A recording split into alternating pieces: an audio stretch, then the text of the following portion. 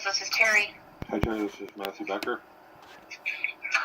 Thank you for calling back. I appreciate us being able to connect. You had some concerns about supervision and what has been done, I believe, over the last few years, if I remember correctly. Right. And I know last time I talked to you, you felt like it wasn't a concern of yours for me knowing about it. I think, aren't you guys by law supposed to still have child protection or something, still do an assessment if there's a minor child in the household? Yes. What I don't understand is if something like that was done, how come I was never aware of any of that even?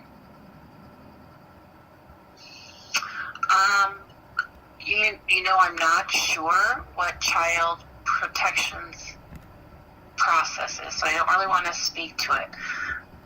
My guess is that similar, and I'm sure that this is how I explained it last time as well, but when you're dealing with, for me, on this end, with probation, knowing that there was a minor involved, and this is true with any of my cases, I'm just speaking generally. Right. I don't always have the benefit of knowing if there's another parent that has any legal custody, physical or joint or whatever.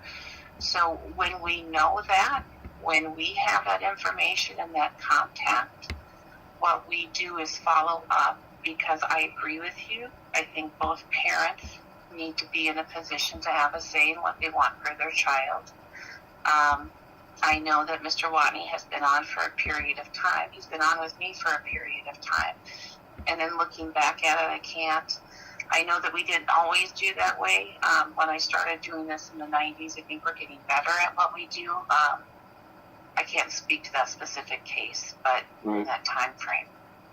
Well, but yes, child protection is notified if there's any registered offender that has contact with their children or is living with minor children. That's Minnesota statute. Then they will go ahead and reach out to the parent, and if they don't know if there's another parent, like I said, I'm not sure if they investigate that further. I don't understand, like, you even being a probation officer, knowing that he was not even supposed to be around his own kids unless they're supervised, that here he's, you know what I mean? And obviously, it's not his kid, so once you normally question, like, well, who's the parent of the kid here that's under the roof? I mean... So we have a number of things, and again, just speaking generally, I know that this is tough, but I just want to protect, like, personal information confidentiality. Right. So when clients come in on sex offenses, there, again, is like a whole bunch of process stuff that's in place, right? So it starts with getting them in treatment, passing polygraphs, self-disclosure, working through, acknowledging what happened, there's this whole big process. A part of that treatment process is also going to involve having a support person with them that they get to choose, and this person is approved. And as somebody is working through the program and working through treatment, and treatment can be anywhere between, I've had clients in there between, 1 year's been the quickest I had someone, and 5 years has been the longest. But they have people that are involved. They have people that have connected with a therapist, connected with the treatment, have some educational background. They've attended, like supervision training. And so it starts out small with like supervision training or supervised visits. And then there are steps to increase that. And so there are protections in place. And there were in this case, but you were left out of the loop, and that was the part that was missing. Well, that's what I'm saying, is like, I like, that would have been a huge impact in a change of everything by her hiding all that. And I think she was supposed to, like, she's supposed to notify me of any changes of schooling. Like, I haven't seen talk to my daughter in like 17 years.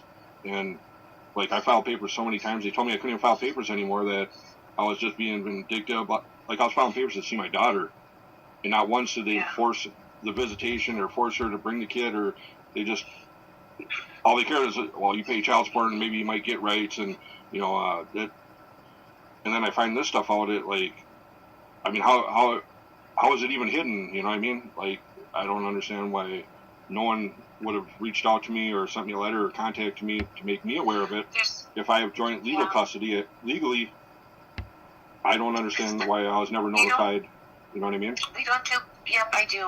And we don't do background checks on people. Like when my clients get into a relationship or whatever the case may be, I meet that person, but I can't run a background check on them. I don't do that stuff. So a lot of it is information that we receive. Well, it's not about you know what I mean? It's not about you doing a background check on them. It's about there's a minor child in the house, so that would raise a concern to you guys. And once you, that's what I'm talking like. Right. So we still wouldn't do any kind of background checks. We still wouldn't be, questioning, like. It seems silly to say this right now, but I mean, to be honest, I don't know if I've said, I can't say for sure that was always part of protocol. Is there another parent involved? Like I said, I think we do that now, but I'm sorry, it's been over 20 years since I know that our policies and how we do things have changed. Well, when did that policy change? Well, so policies is probably a strong word. It's more guidelines. It's more how we operate. And I think that whenever things come up, issues that need to be addressed, I think in any situation we really get to take a look at what we could do better and what we could do differently. So it wasn't that there wasn't things in place to protect your daughter. It was just a piece that we didn't know about you. We didn't check to see if there was another parent. I don't possibly. That's what you know what I mean? Well, I don't understand how come you guys don't though. If you know there's a minor child and it ain't his, like, isn't that like a concern? Like, okay, well, who's the other party to this child? I mean, it is a concern, but those are also concerns that when we talk about people and their treatment, like what are the risks? I mean, absolutely, it doesn't mean that we're investigating that family and the members. And I hear what you're saying, and I don't think I'm disagreeing necessarily that we like everybody involved. I just don't think that it is. Well, I mean, who determines, like, an investigation? I decide that he's a risk or not a risk. I mean, is there really a decision on that, like, to say whether someone's a risk or not? I think he would be a risk if I find out he wasn't even supposed to be around his own kids unless they were supervised. But then he was living under the same roof of my own daughter.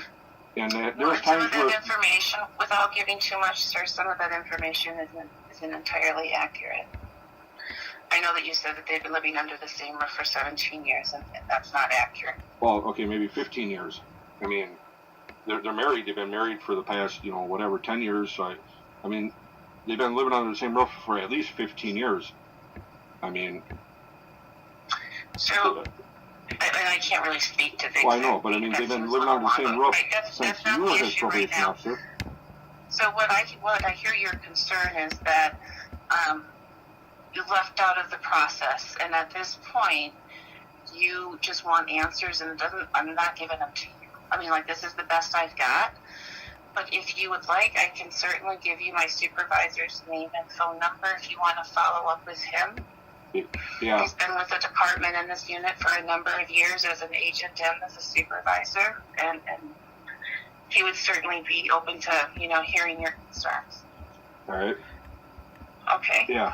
And I don't want you to feel, hey, that's my number, sir. I certainly don't want you to feel like I'm passing the buck. I recognize that you're frustrated, and I'm sorry that I don't have a better answer for you. I understand, like, you probably can't give me the answer, and that's why, like, it'd be best if a supervisor does. I mean, it's just the way things are with everything. I mean, I just don't know how some, you know what I mean? Yeah. And he's more articulate than I am, so maybe he'll have a better way to explain it, or maybe there's something that I've missed. Okay. All right.